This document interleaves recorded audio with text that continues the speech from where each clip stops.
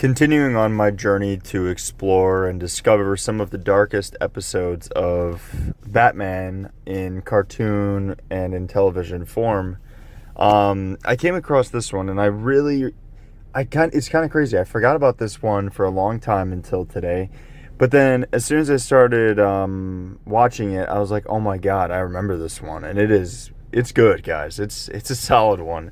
And what I like about this so far in this series is I feel that I've been able to kind of discover different kinds of reasons these episodes are dark. Like, one of them is disturbing and dark because it depicts, psychotic behavior and emotional abuse. And another one is dark just because of the things that it shows in Return of the Joker. And this one is dark, but for a different reason, and we'll get into that later. I don't want to get too far ahead of myself, but I am talking about Perchance to Dream. This episode, basically, if I had to sum it up into one sentence, it would be, what if Bruce Wayne never became Batman? This episode delves into the idea of, like, what if his parents never died, and he could finally live the life that he always wanted? Sounds like a dream come true.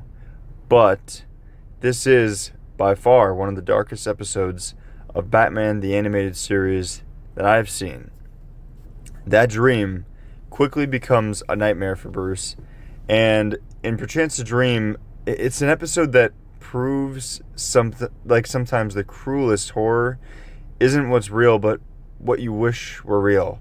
A lot of us can probably relate to reminiscing on stuff in life, or the meme of laying down in bed and going over every mistake you've ever made. And sometimes we always look at stuff with rose-tinted glasses and always thinking the grass is greener. But sometimes, some of that stuff can haunt us more than it does us any good. And this episode reminded me of that. Really quick breakdown of the episode, I guess, in case some of you haven't seen this. Batman is blindsided by a mysterious light, and he wakes up in a world where his parents are alive, and Selina Kyle, or Catwoman, is his fiancée. He discovers that Batman does exist, but it's not him. And there's some strange little happenings or inconsistencies that start to appear. Newspapers with gibberish, odd behaviors from people he trusts and knows. And so Bruce goes to investigate and uncover the truth. The Mad Hatter has trapped him in a mind control illusion, giving him the life he always dreamed of. Which a lot of people, myself included, may be surprised by this reveal, because I was thinking, okay, what do we usually know? So this is probably someone like Scarecrow or Joker, or the two working together, or maybe something even crazier. But nope, it's just the Mad Hatter. But I say just the Mad Hatter, but the Mad Hatter is a very underrated Batman villain, honestly. So anyways, Bruce faces a choice. Does he remain in this fantasy, or does he return to his painful truth, his painful real life, and that is the life of Batman? So obviously, he chooses reality, embracing his curse and his responsibility.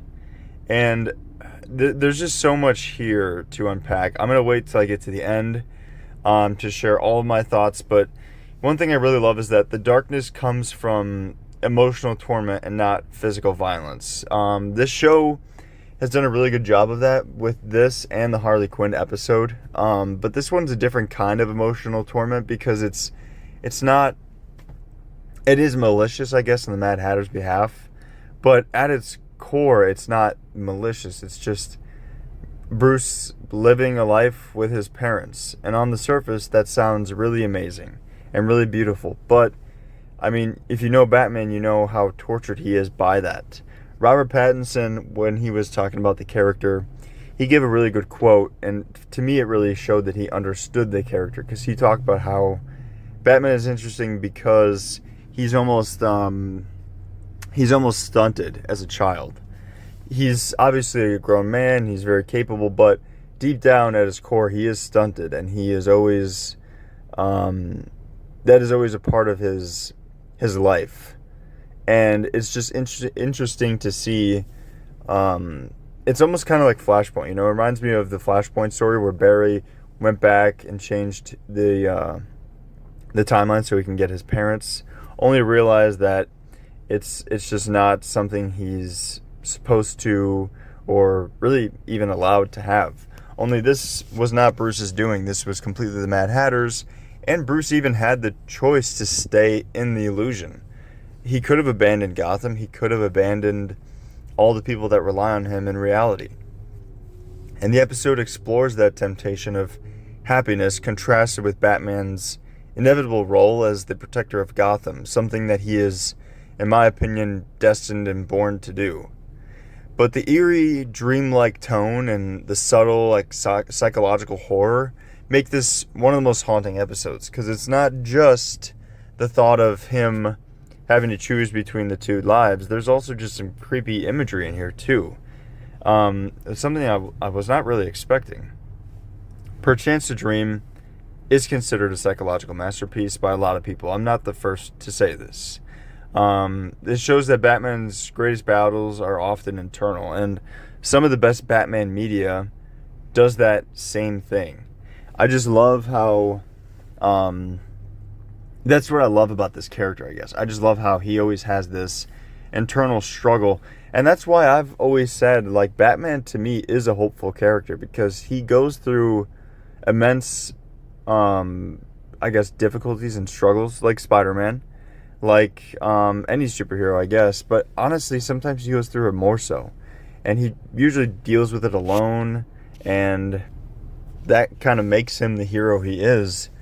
But in my opinion, this episode just shows you how much of a hopeful character Batman is, because it takes a lot of hope and a lot of bravery to, to be in a situation like this where you're basically in heaven, and then you have the opportunity to get pulled out and go back to your life, which is definitely not as enjoyable, I guess, as this false reality.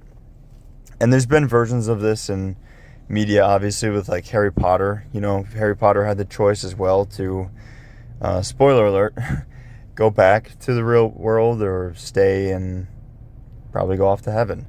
And I just love that this episode posed that question for Batman, because, you know, when I was a kid, if you're new to this channel, Batman was, and even still is, my superhero. He's my favorite superhero by far. And sometimes when people ask me before I started this channel, you know, why is that? I couldn't really come up with any like solid examples, because I was just like, you know, I just know I love Batman. But going through episodes like this and getting a chance to reflect and talk to you guys about it just really reminds me of, why I probably clung to him so much as a kid, especially. But even why I still love him today.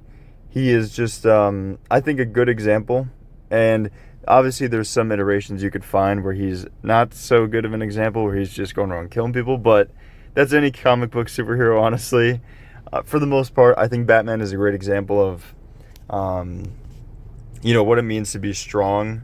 And sometimes it could be a toxic version of that. Sometimes he can be a little bit too standoffish and he doesn't ask for help. But I just think this episode did a really good job of showcasing, who Batman is. Because Bruce Wayne is, he's responsible. He knows the city needs him. He knows Batman is his, curse. I said it earlier, but it's true. I mean, Batman is his curse, but it's also a gift to those that he helps. So I really like this episode, guys. I hope you liked hearing what I had to say about it. Hopefully I didn't, miss out on anything essential. But if I did, let me know down below. Let me know what you guys think of this, and if you think this is also a pretty haunting episode like I did, or if I'm looking too far into it. Either way, if you did stick around this long, I do appreciate your time. I know it's very valuable, and I try not to take that for granted. So until next time, guys, I'll see you.